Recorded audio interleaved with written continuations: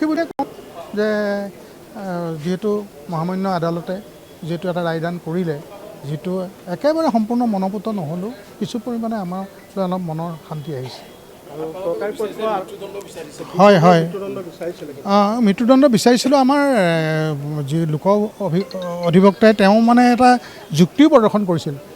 দুজনৰ নামো তেওঁ কৈ দিছিলে যে কোৰ্টক জনাইছিলে, আদালতত জনাইছিলে যে এই দুজন নাম ধৰি কৈছিলে যে গোটেই 20 জন নহ'লেও এই দুজনে যিজনে মানে গোটেই মানে হত্যাকাণ্ডটোৰ পৰিকল্পনা কৰিছিলে, আলফাজজ টিমুং, আৰু এজন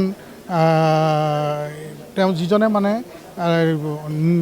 নীলৰ মূৰত শিলটো মাৰিছিলে, এই দুজনক মানে মৃত্যুদণ্ডৰে ৰূপসিং কোঁৱৰ আৰু আলফাজজ টিমুং, এই দুজনক আচলতে আমাৰ লোক অধিবক্তাই তেওঁলোকক মৃত্যুদণ্ডৰে দণ্ডিত কৰিব লাগে বুলি আমাৰ মহামান্য আদালতক জনাইছিলে।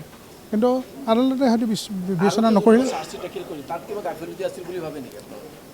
নহয়, আৰক্ষীয়েতো সাক্ষীবাদীৰ তথ্য সৈতে গোটেইখিনি কথা মানে কোৰ্টক প্ৰডিউচ কৰিছিলে। কিন্তু কথা হ'ল কি, তাত মানে ঘটনাটো হ'ল কি, মূল কথা হ'ল কি যে 14জন সাক্ষীৰ আই উইটনেছ, তাৰে 7জনে পৰৱৰ্তী সময়ত তেওঁলোকে মিছা মাতিলে, তেওঁলোকৰ ভাষ্য সলনি কৰিলে।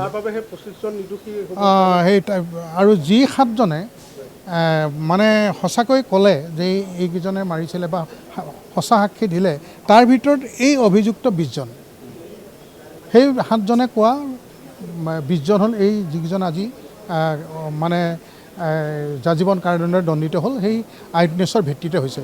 বাকী কোনো মানে এভিডেঞ্চ, কাৰো ভাষ্য মানে আদালতে গ্ৰহণ নকৰা বুলি মই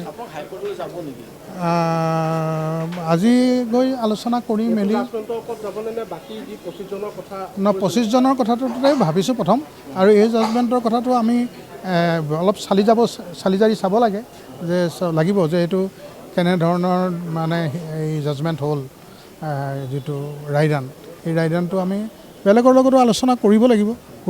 গতিকে এতিয়া হঠাতে কৈ নিদিওঁ, কিন্তু এই 25জনৰ কথাটো আমি সেইদিনাখনেই ভাবিছোঁ, আপোনালোকৰ আগত ব্যক্তও কৰিছোঁ যে আমি উচ্চ ন্যায়ালয়ৰ দ্বাৰস্থ হ'ব লাগিব। গতিকে সেইটো ভাবিম ইয়াৰ কালিলৈৰ পৰা।